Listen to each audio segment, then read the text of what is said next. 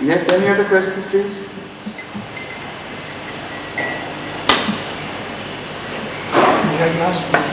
Yes, of course. You are coming from America? After how long? After 2 months. And you are also leaving for Pakistan again soon? I'm leaving tomorrow. Tomorrow. So you have every right to also Pakistan. Please go to the microphone so that your question is also recorded.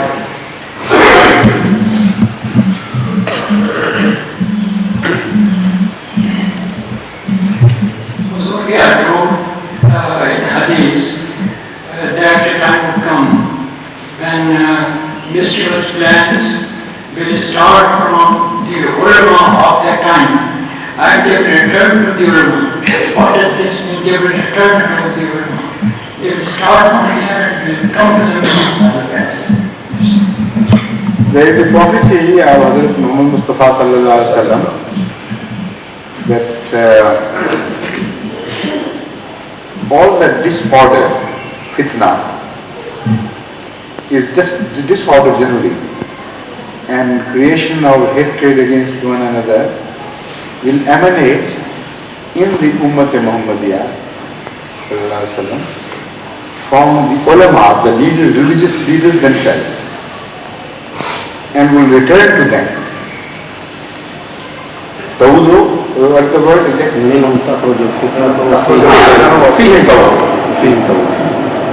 That it will return to them. So this is a very interesting question which you have asked, and people should generally ask, but they don't. I am surprised why don't they ask? Because this is a difficult declaration to understand. How can they return?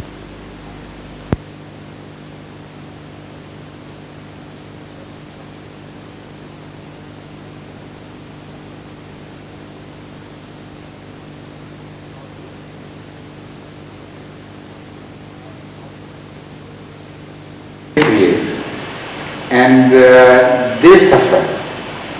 But always, without fail, ultimately, this movement of hatred kicks back and the same ulama are made the subject of that hatred by some other ulama or by the masses themselves.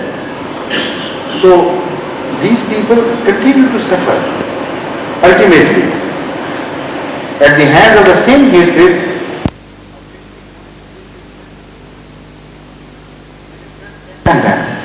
Repeat one after the other.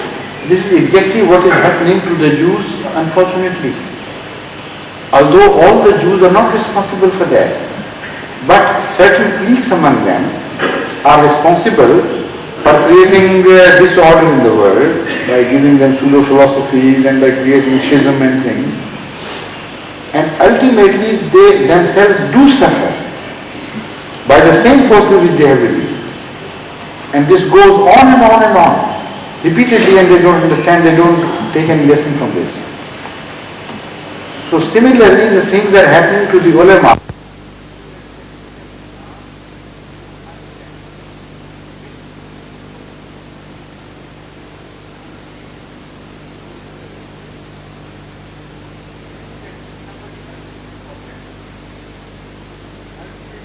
Same coins are paid back to them with added interest. And the ulama are slaughtered sometimes and dishonored, and even their graves have been uprooted and opened up, and their dead bodies have been thrown out. Even their bones are known to have been hanged later on. Why this? Because they themselves originated this movement of hatred, and hatred begets hatred. And it turns back upon its authors. This is the prophecy which also we have observed. Times have come when the ulama of the subcontinent reached hatred against Ahmadis, and within a matter of short period we saw they themselves being the object of the hatred of the masses. What happened at Masjid Shahid Ganj? The same story is repeated there. And what happened after 1953? These people were heavily, thoroughly punished. So they were paid back in the same coins. So this is what is the meaning of fihim ta'ud. And moreover, there is another beautiful descriptive meaning. I mean, this is a beautiful description of what actually happens. The mullah releases some knowledge. According to him, he has some knowledge about the differences of various sects between each other. And he keeps sitting tightly over it. Then he releases that knowledge partially with a certain aim to create hatred against one singular sect. He's not bothered about this difference in itself. Because if he were to be bothered about it, he knows all the time that all the various sects hold these different views, and in a manner, as if when told to the masses, they would create some sort of hatred and firepower. So they keep sitting over it. Once they release it and create disorders, when the same knowledge is returned to them and they again sit over it tightly for future usage. And then again they release it. And the same thing happens to them vis-a-vis their other sect mullahs. They return to them what they sent to them. Sometimes they bravely start a hate movement against the Wahhabis by releasing this knowledge. And then comes the return, the rebuttal from the Wahhabi mullahs, while they knew all the time that these were the differences. But now they are excited, agitated, and they want to agitate the message. So they return them, pay them back in the same coins, and the same fitna which left them came back to them.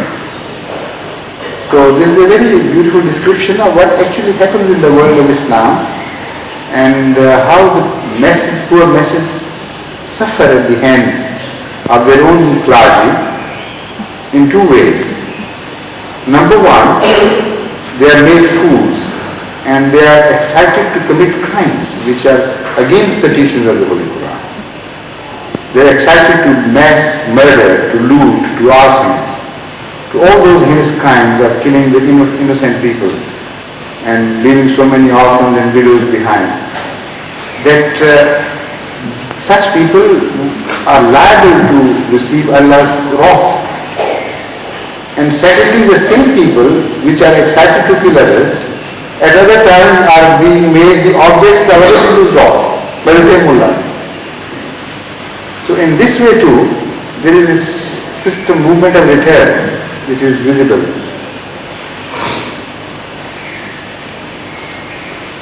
Any other question, please? Yes?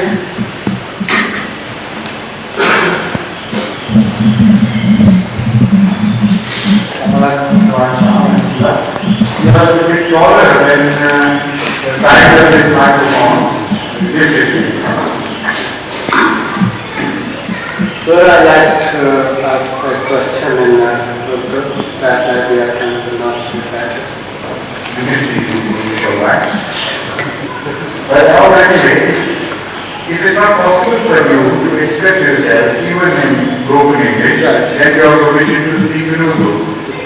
Otherwise, if you can make yourself understood, it's all right. Sir, when we tablet to the other people here as your short words, and at my work, the majority I can speak to them, explain to them what's the MDA and what we believe and what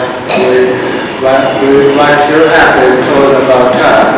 And actually the truth is this one, it's not that one, the one have been put in your head. And I am trying my best around there. And what's your name? Abdul Karim. Abdul Karim. The main people I cut so far, when I say cut, is the mullah style.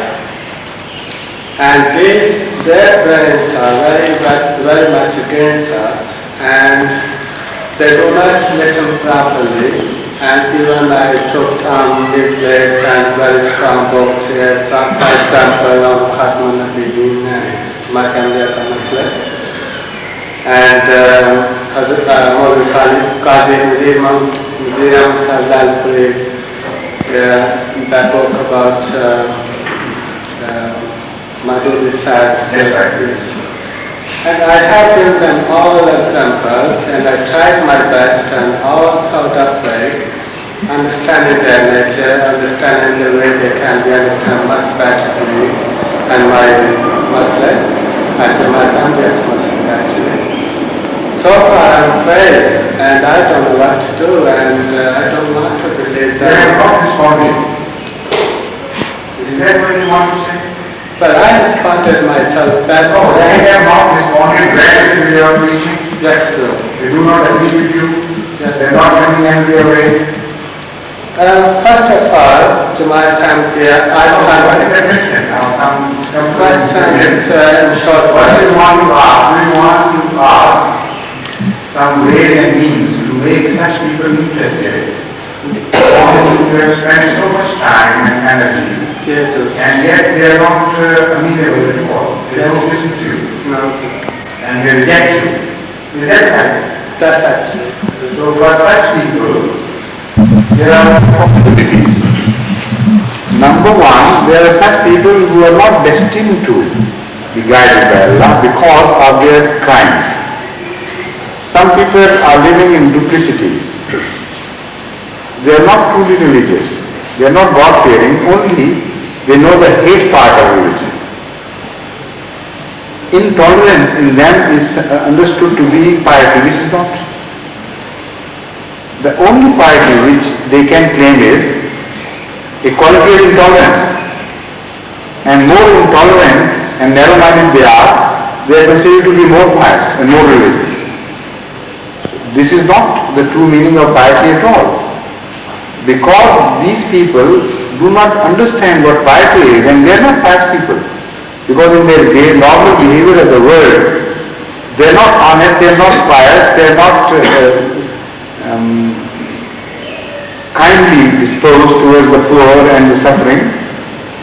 So because they lack the qualities of goodness, and only they put up a facade of piety, what they really have is just a narrow-minded bigotry, and that's all.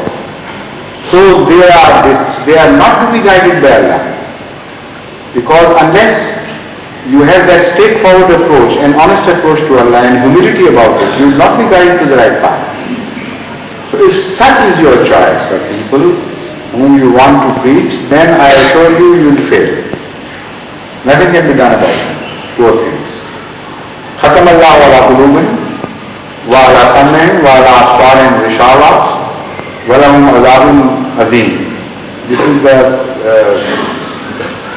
prediction of the Holy Quran.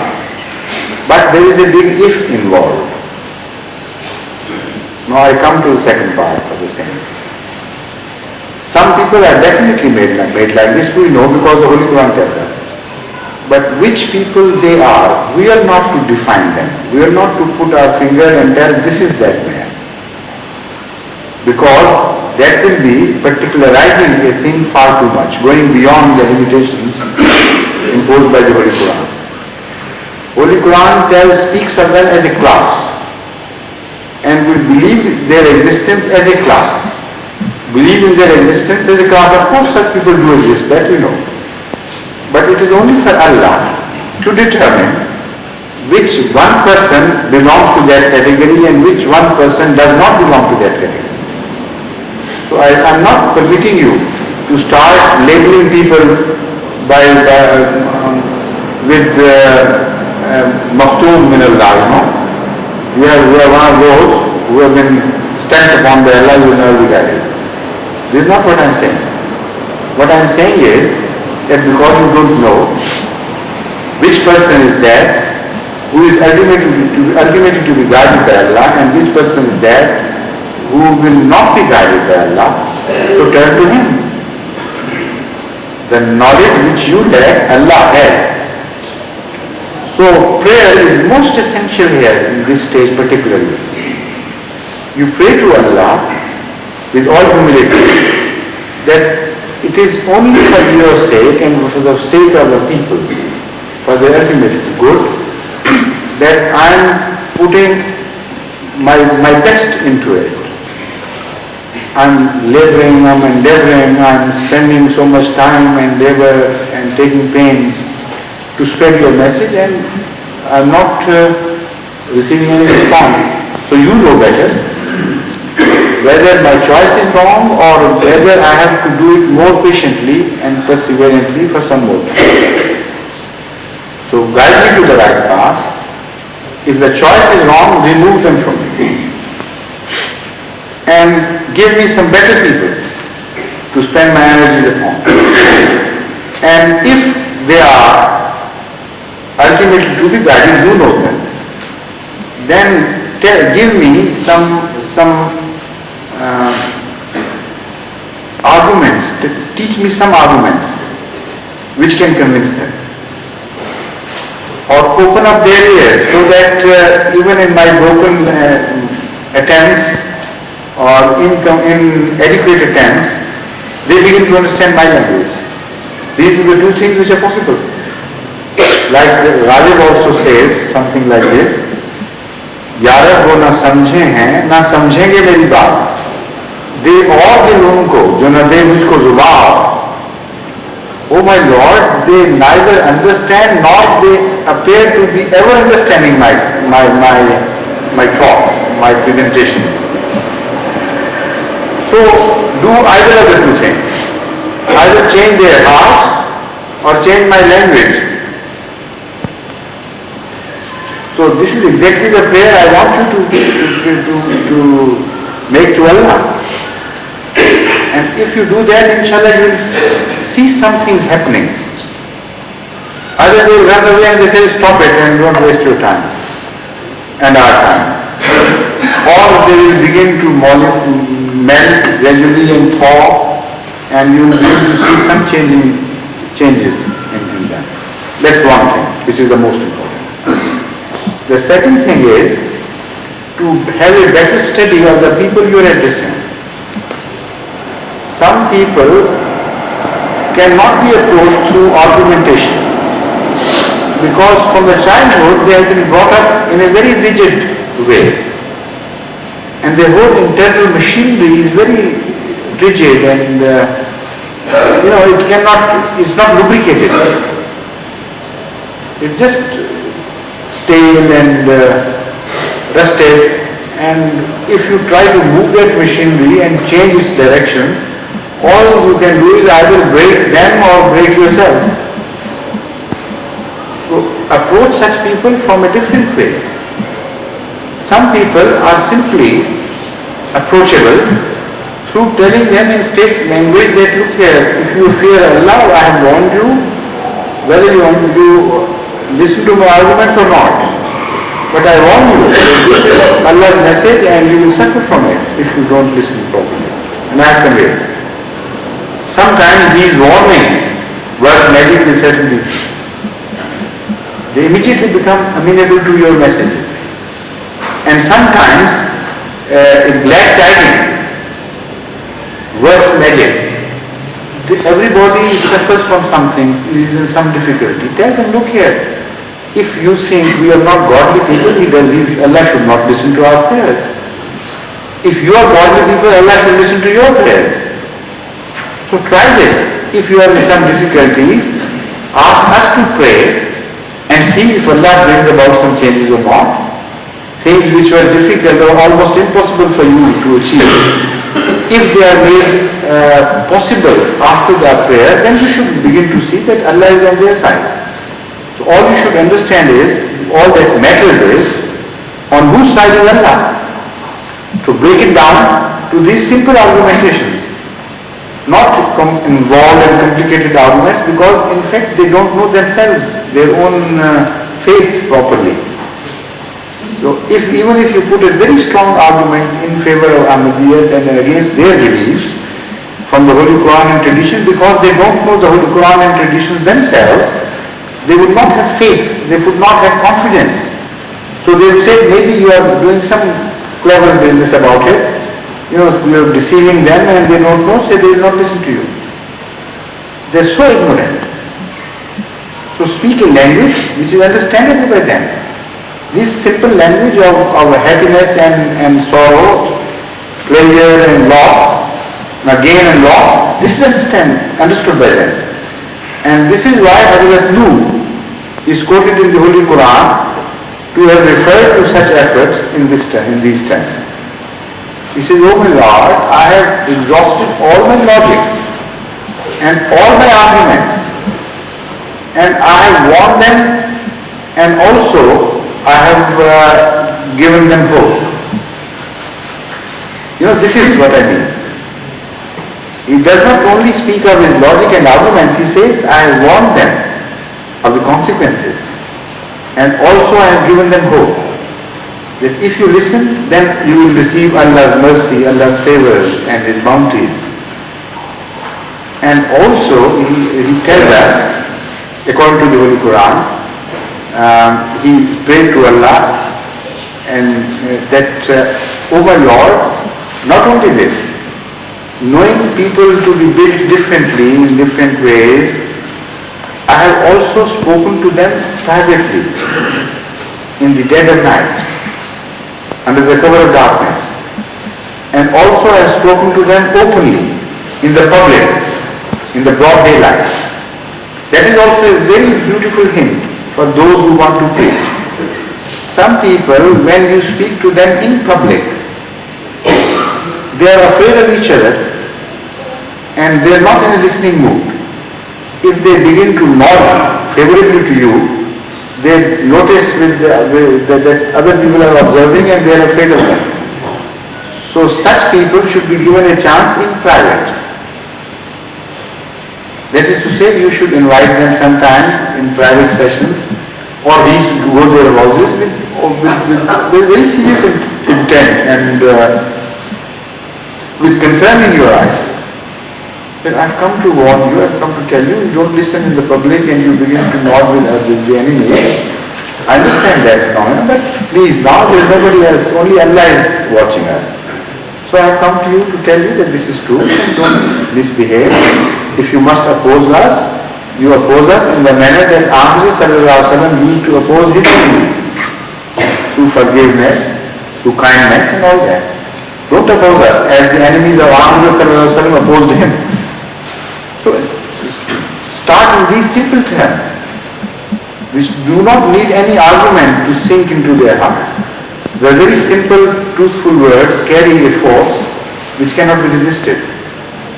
So change your methods, sometimes speak to them openly, sometimes in private, and sometimes with logic, of course, based on the Holy Quran and tradition, and sometimes in the very simplest words as possible, as simple words as possible for you. And prayer, as I must remind you again, as I mentioned in the first place, is the most important factor in bringing about changes. I keep receiving this information from various places that when Ahmadis fail to have conversions, and they wrote to me, and I always remind them, look here, there is something, maybe you are neglecting prayer. This is why you don't get the good results. And many a time, not once or twice, many a time I receive this happy news that immediately we realize after your letter that this is exactly what was lacking. And once we started praying, miracles began to happen. The same people who wouldn't listen before, they would come and they say, okay, give us your letters and so on and so forth. So that is the most important single factor to be used in the armament of a missionary.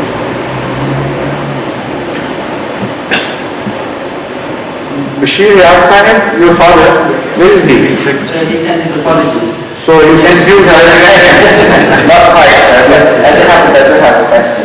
He also requested you to pray for him. As my question relates to life after death, the question is regarding the spiritual advancement of the soul. What will be the nourishment? We are told that after death life, the soul will advance as well.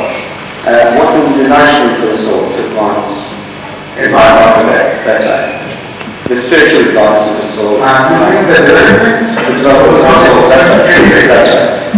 I have spoken on this subject repeatedly before in London, here, in various previous sessions, and I think quite extensively.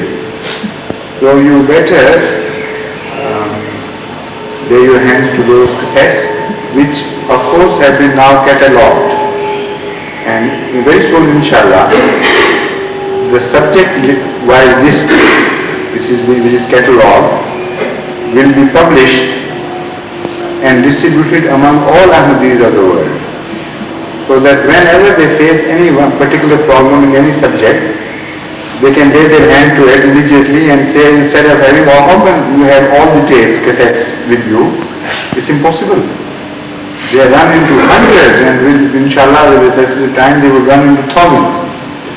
So all you can do is, you know the key, how to reach the right topic and the right cassette, and whenever you come into discussion with your non-Hindu friend or you yourself are agitated about something, most probably you will be able to find out the answer in some cassettes. So that will inshallah help, and the people who are responsible for this, the group of three, they are doing some wonderful job. Akil Mia and Javed, Rafiq Javed and Mubarak. They told me this morning, or perhaps yesterday, that they have about finished it now. And inshallah very soon all these catalogues will be published. But to briefly answer you again, maybe there are some people who have just come for the first time and they may not come again, and they may not have time or may not go through the botheration of finding which cassette and so on. So I'll answer you in brief. The Holy Quran has spoken on this subject in various verses, but the most important and the most fundamental, in my opinion, is the short verse which says, "Ma wa ma khalqukum wa la ba'thukum illa ka nafsin wahida." That your first creation, al-khalqukum, and your second creation, not reincarnation but resurrection, are like the creation of one single being, nafs wahida. Now what does it mean? Is both these are similar to the creation of one single being. In another verse, light is shed on this process, where attention is drawn of the Muslims to the phenomena of creation of embryo. And it is said that you study how embryo goes through various phases and is given different shapes. Then you will understand the phenomena of life, the creation. So both these verses are related and coupled. That means that as you were brought forth to this world in the first place, like the creation of a single being in the uterus of your mothers, similarly your soul will go through a chain of developments and a long process of developments, which would start from almost nothing and end up into a very highly complex being. This is the message. And now you understand that when the first contact is established between the sperm of the father and the ovum of the mother, that creature is so insignificant and so meaningless to the naked eye, and even to the eyes of most powerful microscopes, that it is just a small dot which is not visible with the naked eye, and a dot which has no surety of any type. No features are developed of any type. But it has the embryonic quality of great developments. So once it has the chance to develop within protected spheres, which are called these spheres of Dhulumat by the Holy Quran, then it goes through rapid transformations, one after the other, and it goes through various shapes. Ultimately, when the child is delivered, it is so far removed from that single sperm which had entered the ovum and got fertilized, when that ovum that got fertilized, that there is absolutely no comparison whatsoever. That ovum cannot laugh, it cannot speak, it cannot think, it cannot move about, it has no eyes, it has no bones, it has no movement, it has no independent existence, it doesn't know what I is. And there is so much difference between the last shape given to the delivered child and the original from which it started its journey, that this is what is pointed out by Allah, that your soul would go through a long passage of changes. Here it does not have the capability of independent existence, because normally you observe that life dies with the bodies. The animal life, myriads of them, they come and go, and with the death of the body, the spirit also dies and consciousness also disappears. So in that crude form, your soul is not going to exist. Allah will see to it that it goes through certain changes very similar to the creation of every individual, with the result that when it will end up in a most complex thing. And the ratio between the final thing and the original thing would be almost like the ratio between the first fertilized egg and the ultimate delivery of a developed child. Now that shows the difference between the final developed stage of the soul and the ovum. Because here the journey has started from a much higher platform. So the difference would be immeasurable. Because the ovum started this journey from total lack of consciousness. But the soul would start its journey from the point where we left it, which is a highly developed stage. So what would be the developed stage at the end part of it, nobody can conceive. It's impossible. So much would have happened to the soul at the time of resurrection that it would gain an independent existence of a very complex nature, and highly developed nature. And this is why Hazrat Masih Maud ﷺ, and he is the only one among the Muslims who has said it, that the soul which will be relieved from the body would have the same relationship to another soul which will be born into it by God, as body has its relationship to our soul.